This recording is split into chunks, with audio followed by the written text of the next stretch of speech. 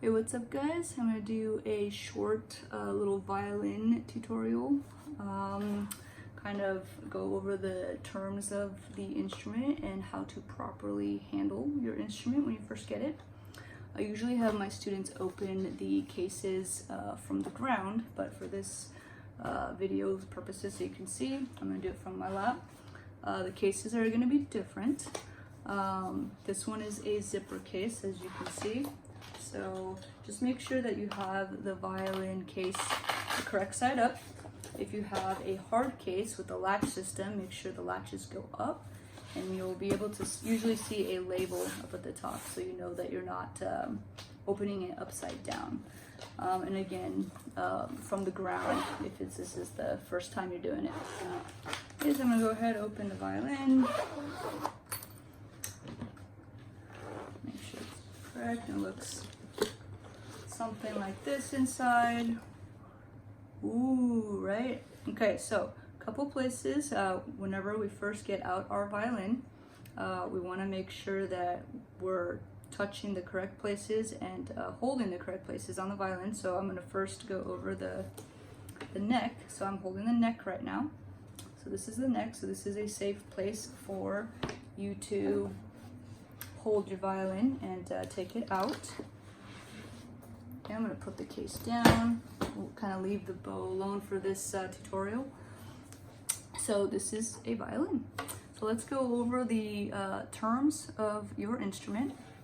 So you learn the neck. Okay, this is called the scroll. These are your tuning pegs.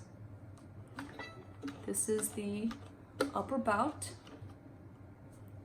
This is your bridge. These are your fine tuners. This is your chin rest. These are what I like to call sound holes. And these are this is the lower bout right here. So you can kind of see that I'm holding the upper bout. So that's another safe place to hold your violin. So I always tell my students either the neck or the upper bout. Okay, a couple places we don't ever want to touch, especially as a beginning student, and I know that you guys are very curious, but we don't want to ever touch the bridge or pick up the instrument from the bridge. Okay, we don't want to knock this down. This is what, as you can see, this is what holds the strings together. Okay, and we don't want that to snap or break, otherwise you'll have to go get it replaced. It's not fun. Oh, I forgot this part. This is called the fingerboard, this black part right here. And this is very important also. When you have the violin in its case, we never want to pick up the violin from the fingerboard, okay?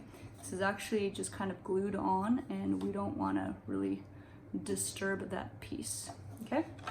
All right, a couple places that we don't touch as students if we don't know how to play our violin yet. We don't want to touch our tuning pegs. We also don't want to touch our fine tuners. That's for your teacher only. That's where they tune your violins, and once the violins are in tune, if you touch them or twist them, first thing, it could go out of tune, and then you won't sound right anymore. And then the bad thing, if you do that and if you twist it the wrong way, the strings can snap and break, and you would need a new string. So that's kind of important. All right, and then this is, again, I said the chin rest. We have this little end button here. Well, that's pretty much it for the terms of the violin, okay? And so I'm gonna get my case out again, you can see it, okay? And we always wanna make sure that we put the violin back in its case just the way we found it, okay? And we don't ever want to put anything inside. So if you got like a soft cloth, or if you got a sponge from your teacher, we don't want to put the sponge on top over the bridge. You don't want any pressure on the bridge when the case closes, because again, this is what holds your strings up. We want to protect the bridge as much as we can, okay? All right, and then everything looks good. Snap, and then we zip.